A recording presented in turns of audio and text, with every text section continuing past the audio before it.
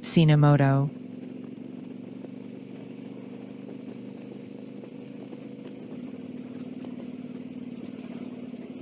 Older and colder.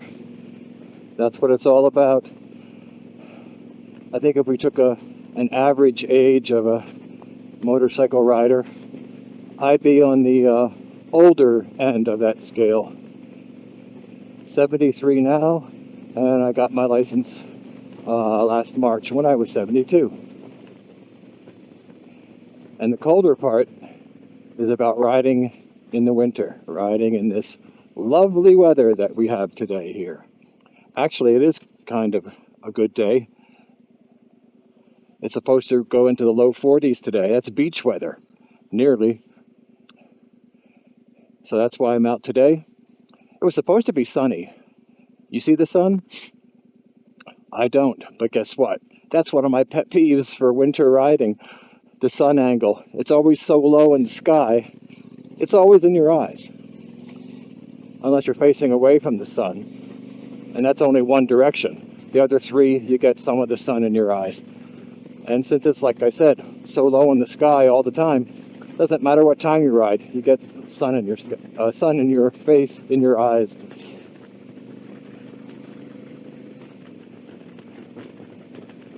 Last winter was the first time I had a motorbike.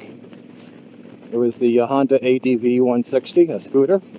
Got that in January of 24. I learned to ride on that and got my license in March. And not long after that, I went up in size to the CTX 700. And this is my second one so far. But I'm talking about my experience riding in the cold. Like last year, the first sign that I'm getting cold is the fingers. I think that's true for everybody. Your fingers get uncomfortably cold. The next step is they start to hurt. There's actual pain. And then the next step is they're numb. But they don't react. They don't work. It's not a good thing to have. So that was the limiting factor in riding in the cold, was my hands. I could go out for maybe an hour, close to an hour, and then it would be too much. I couldn't stand that. So this year, I got some heated gloves. No, I didn't get heated grips, even though the 700D has an accessory port in the cockpit, presumably for heated grips. In fact, I talked about that in my last video where I used that to run the auxiliary lighting. But when I thought about that, I didn't feel like doing an install of that nature. And if the grips get warm, it's your palms and the insides of your fingers that get warm. I need the protection on the outside of my fingers where the wind is hitting. So that's why I thought I'd give the gloves a try. And they make a difference. I will put in the description a link to the gloves I bought, but there's many different kinds. Oh, I'm getting a green light at the intersection I hate because you never get the green light. See what I mean?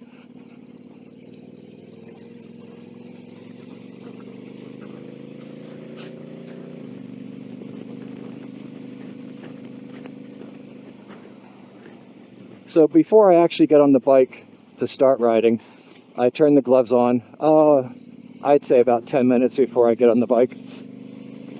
And you can feel when you put the gloves on that they're warm. Oh, that feels great. But once you start riding, it doesn't feel really warm anymore. What you get instead is a lack of that coldness. So instead of riding around saying, oh, my hands are warm, that's not the case. You ride around saying, hey, my hands are fine. They're not freezing. So that makes all the difference in the world. And freezing fingers is no longer the limiting factor on a cold day ride. I also got a pair of chaps, and besides the kidding from friends, they work. They also keep your legs warmer, but not forever. Not forever. They help, but only for a certain amount of time. In fact, it was about a month ago. I was riding in December, and it was rather cold, probably like 31 in that range. And my hands were fine. I had the gloves set to high heat. My legs were fine at first. But since my hands weren't a problem anymore, I stayed out longer. And I noticed that, yeah, my legs are getting colder and colder, and my torso is getting colder and colder, to the point of being uncomfortable, and I had to, quit the ride and go home. That's again where an older reference comes in. Maybe some of the younger riders wouldn't have a problem with that, but I did. And then when I got home, even though I felt fine, I noticed that I was shaking, like shivers, but a little bit different, just body shakes. And I chalked that off to being cold. My body temperature was lowering, and that's my body's reaction to that. In fact, I'd say about 40 years ago, another incident like that happened to me. I was on a company picnic, with the whole group. And at this place where we went, there was a beautiful swimming pool, chlorinated, but it was fed by a natural spring, which was very cold water. And stupid me, I spent a lot of time in the pool, up to my neck in the water, because if you exposed too much of your skin, you really got cold. So I stayed in there quite a bit, and eventually I started feeling kind of yucky. And I got out, went to my picnic table, and the same thing was happening. I got the shakes, and I couldn't control it. Not just shiver shakes. This was a lot harder than that. The next step up, or 2 steps up from shivers. And I also felt sickish, like I had the flu or something. So that was a bummer of an experience. Scary, because I didn't know if I was really sick or what was happening. And even though I didn't get an official diagnosis, it was my friends who said, you probably have some degree of hypothermia and your body's doing what it needs to do. Didn't feel good. And in fact, hypothermia is insidious. It creeps up on you. You don't really know it. And you think, oh, I can handle this a bit longer. Then you start feeling sick. And it's because your body temperature is low. In fact, hypothermia can kill.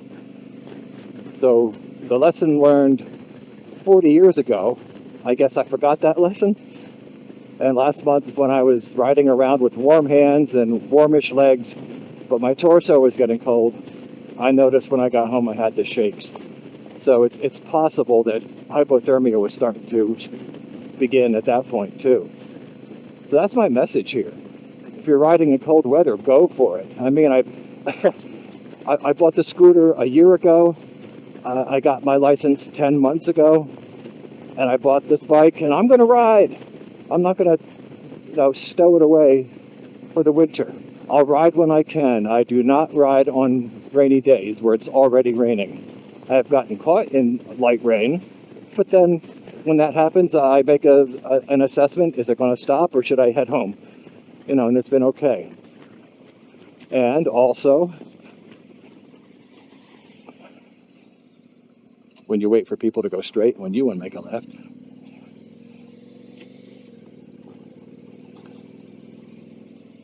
boom.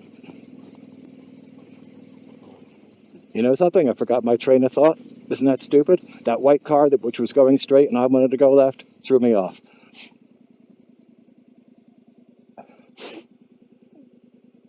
This happens all the time. I have to wait for a car, and they're waiting for me. Why do they wait for a motorcycle? Why do they want a motorcycle to go first? Do they think I'm the police or something?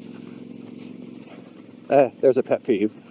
It happens a lot. You come to a small intersection like that, and you have your blinker on.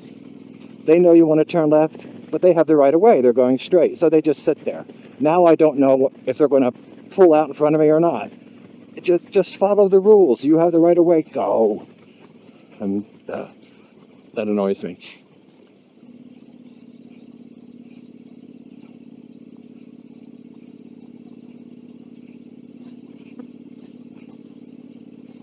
It's a gray day, isn't it? I don't have to complain about the sun being low in the sky today.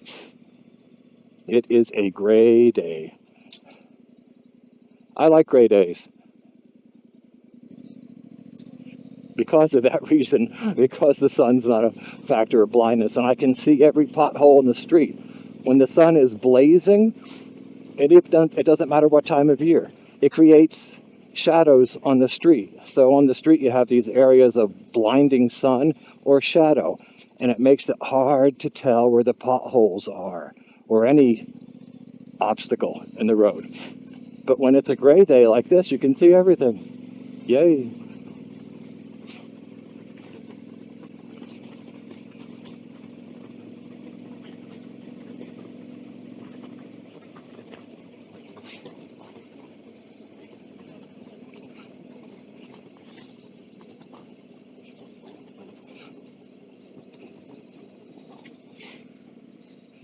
I do have one more pet peeve about riding in the winter.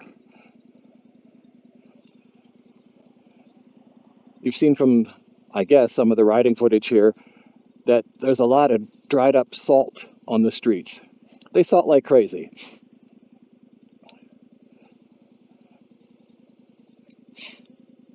An even coating of salt is not a problem. It does the job. I'm waiting for people to go by, and then all of a sudden another one shows up.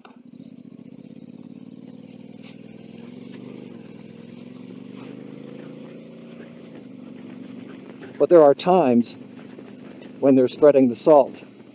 Either the salt spreader jams, or they come to a stop sign and don't turn it off, and you get a huge accumulation of salt. You can get a little pile that looks like somebody dropped a bag of dog food on the street. You get a pile of salt, or you get a little comet tail of salt. Salt is gravel to a motorcycle and a rider. I was practicing doing some, well, what I call tight turns in a parking lot the other day. I'm not that good at it. They weren't that tight. And I knew to avoid the salt, especially the humps, the big piles. But I went through a comet tail while turning, and I felt the rear tire slide. So, it makes sense. Like I said, salt is gravel, it goes. So you have to stay away from all kinds of salt. The dried salt that you see in front of you, that's usually not a problem, but it is powdery. And my experience is this salt actually attracts moisture. So if you touch it with your hand, it feels kind of gummy. Oh, look, I'll go that same route again, because there's a car there.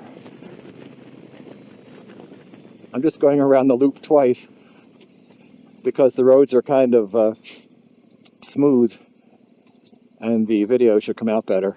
Oh, that was my other pet peeve about winter. But it also applies to all seasons, really. But because of the cycles of winter, summer, winter, summer, winter, summer, any fault in the road becomes exaggerated. Expansion, contraction, over and over and over. So we do not have the smoothest roads around here. That's why I'm riding this loop now. It's fairly smooth.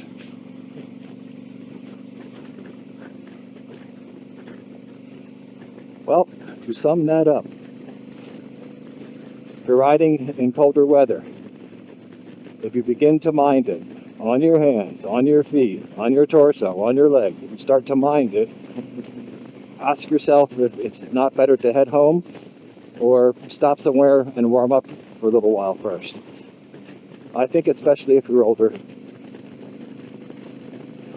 because exposing yourself to cold temperatures for extended periods and ignoring your body warning you, that could be dangerous.